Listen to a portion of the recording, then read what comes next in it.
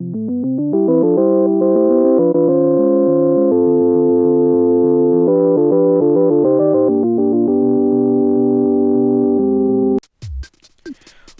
back to the Grindhouse, sickos. So today I'm going to be watching a little movie called Antichrist. Antichrist, whatever you want to call it, Antichrist.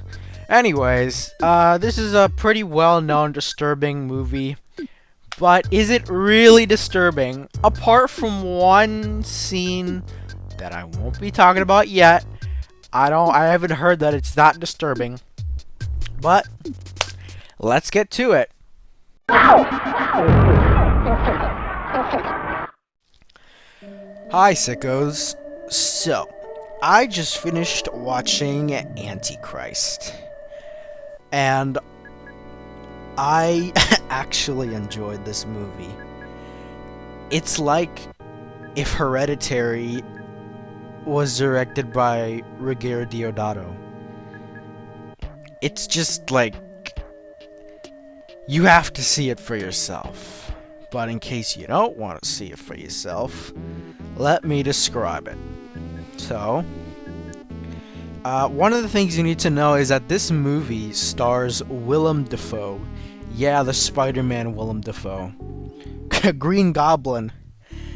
Which is something that has been brought to my attention by other people who have reviewed and talked about this movie. You will never see such high-level actors in movies like these ever again, probably.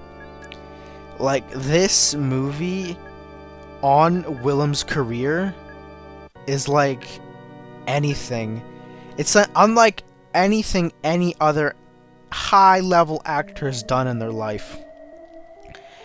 And I doubt we'll see a high-ranked act. You've never seen Robert De Niro in a movie like this. You've never seen Arnold Schwarzenegger in a movie like this.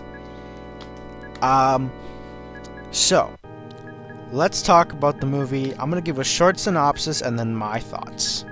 So, the movie opens up with a sex scene to end all sex scenes, because this sex scene is actually very beautiful. One thing I have to say about this movie is that it is so beautifully shot. The movie is just so gorgeous. Like, I bet this movie would look amazing on Blu-ray or 4K. Like, I bet it would look amazing on 4K.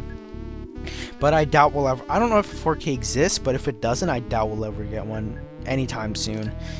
Most disturbing films are lucky enough if they get the Blu-ray treatment, let alone 4K treatment. So, the movie opens up with a beautiful sex scene shot in black and white, juxtaposed to very beautiful music. It's basically Willem Dafoe. Okay, so the characters in the movie, the two main characters are called he and her. Thank you, Lars von Trier, for making names that are not too complicated to remember. So it opens up with he and her having sex in the shower.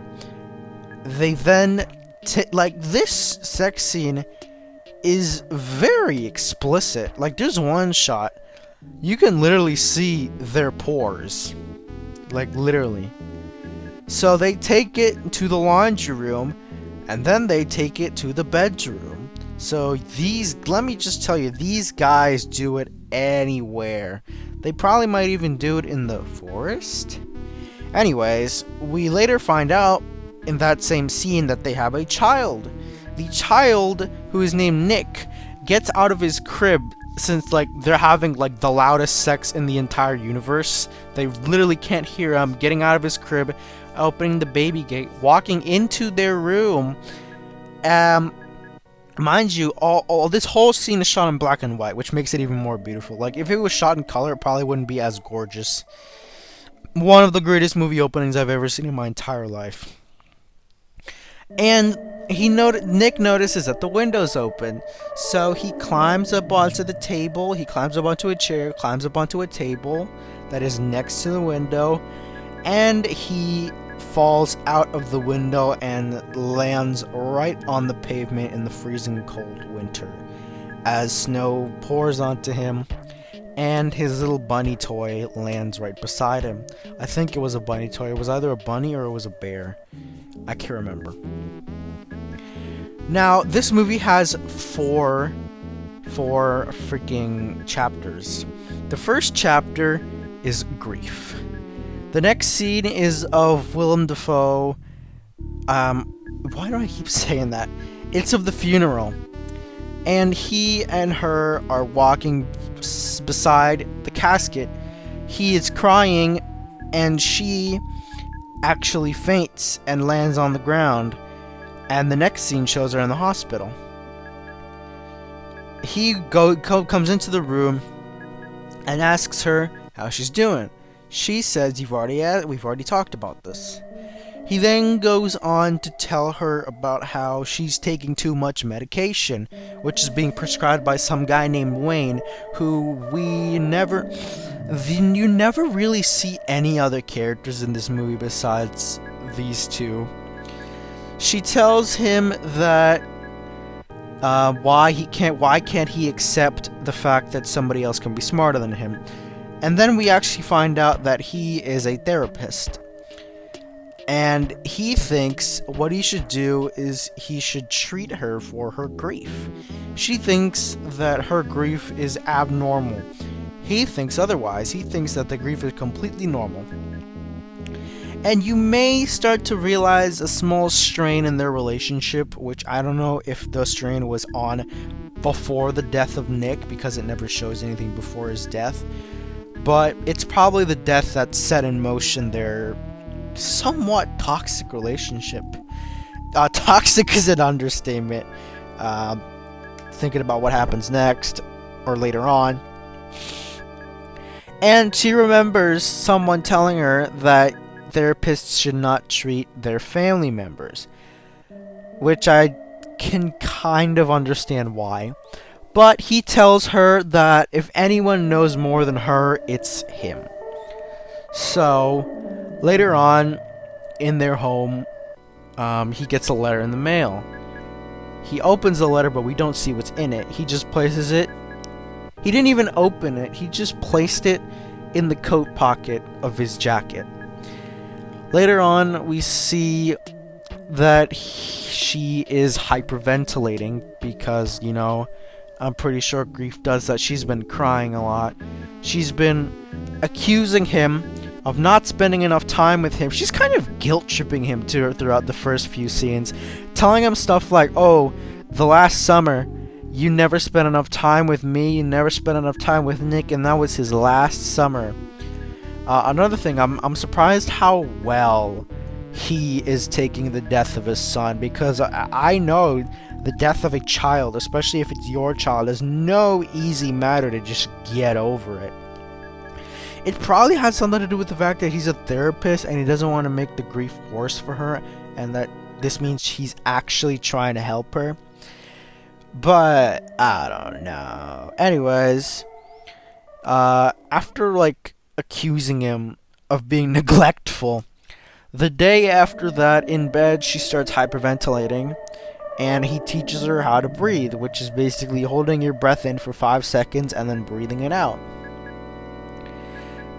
After this, they start to have sex, as you do after having a mental breakdown. And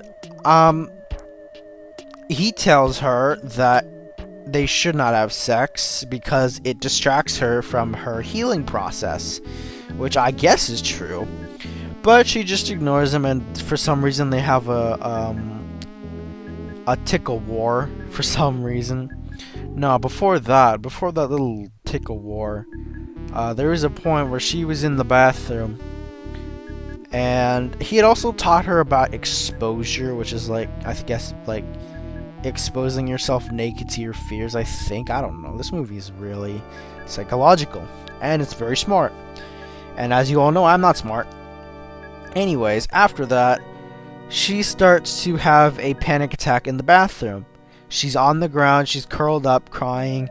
She gets up and starts to bang her head on the toilet until her head actually starts bleeding.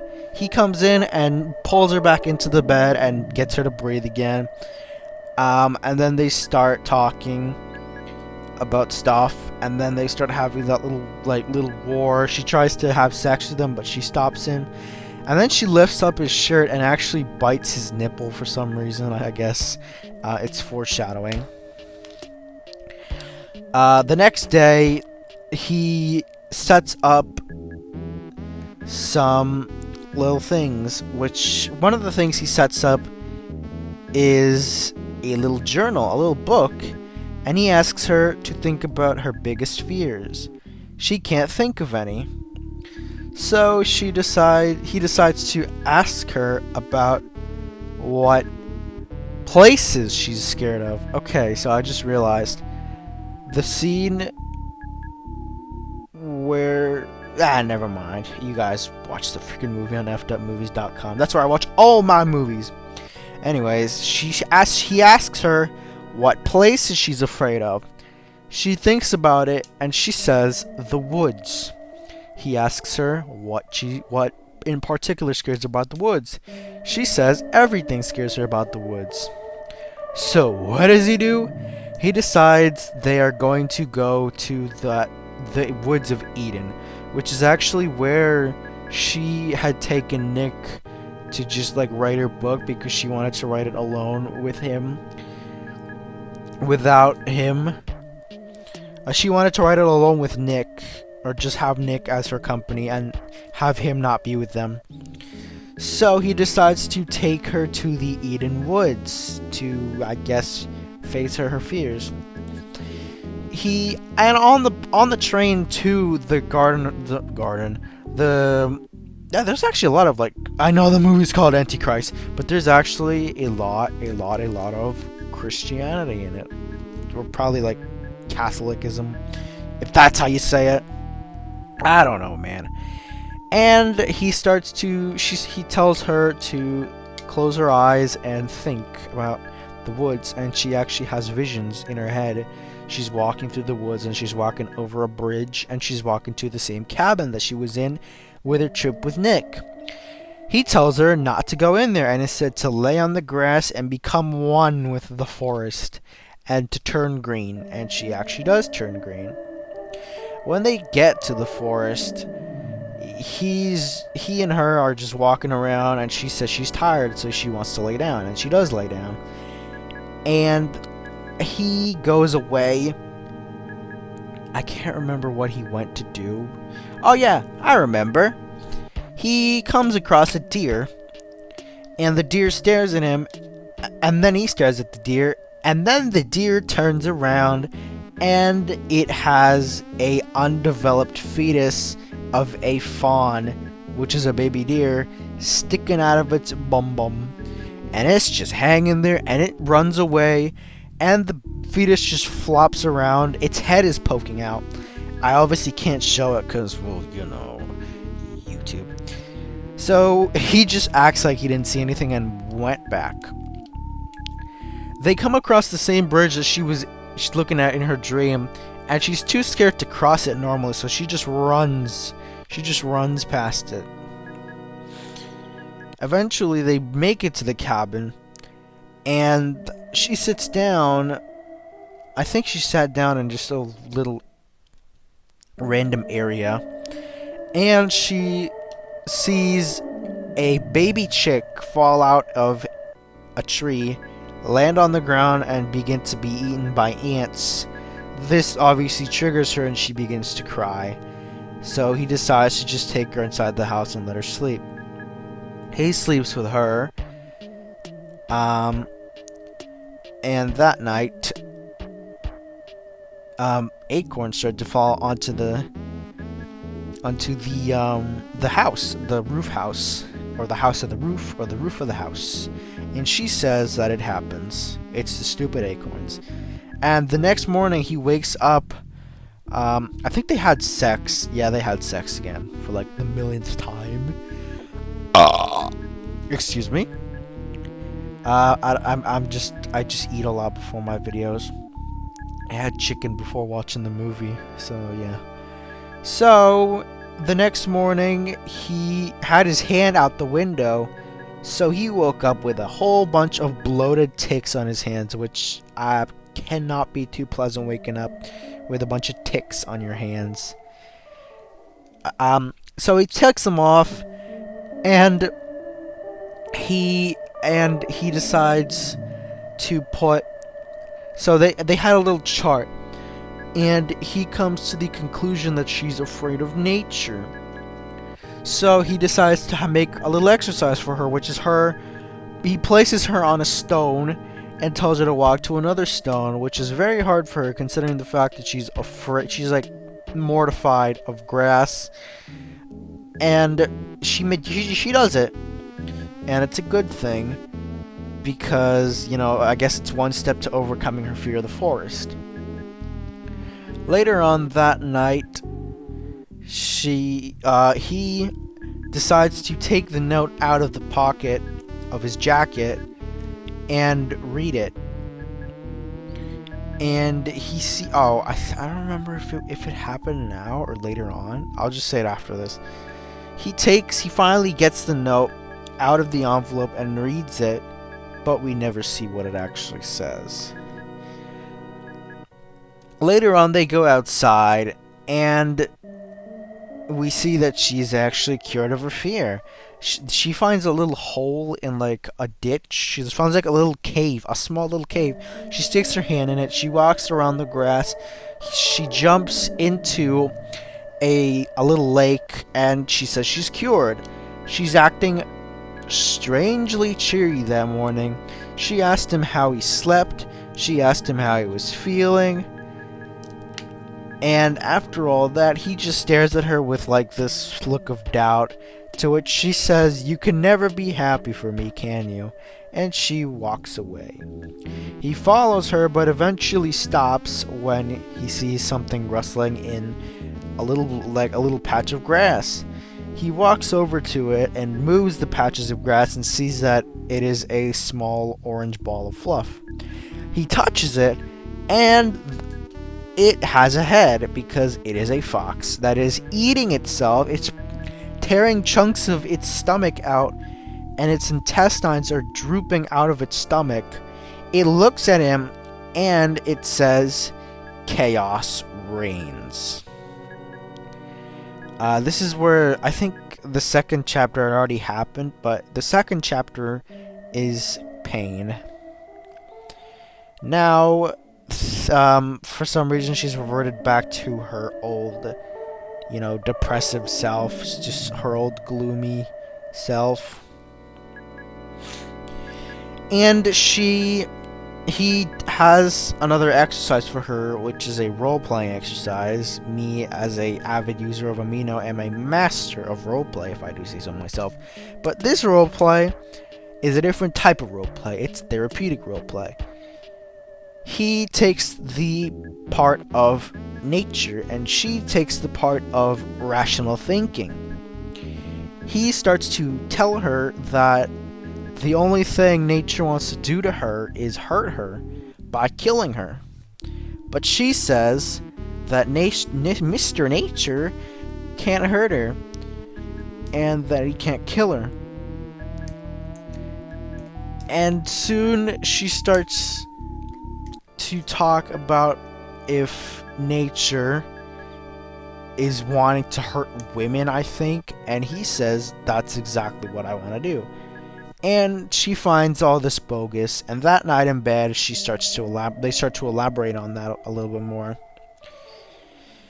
Oh, and earlier in the scene, he actually found some pictures of Nick when she and Nick had gone into that cabin last summer, I think the last time he was alive, and he notices that his shoes were on the wrong way, like they were on the wrong feet.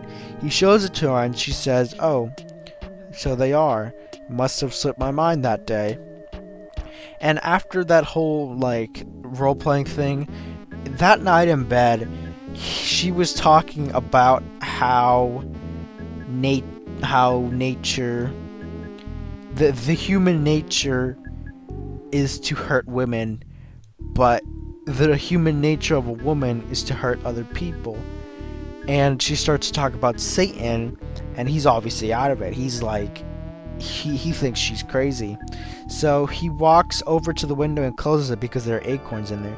And then he walks over to the notebook, and at the top of the chart of fears that she has, he writes Satan, but he then crosses it out. Later on, he decides to. Later on, she tries to make fire with all the stuff that was, they had newspapers and stuff beside the fireplace, and she finds the note that had been sent to him by the medical, like the hospital, which means he tried to burn it because it was sitting next to all like the fire stuff. And she's like, what is this? And he tells her that it's a... Okay, guys, I'm gonna leave this part off here because I'm getting along on time. So I'll see you guys in the next part.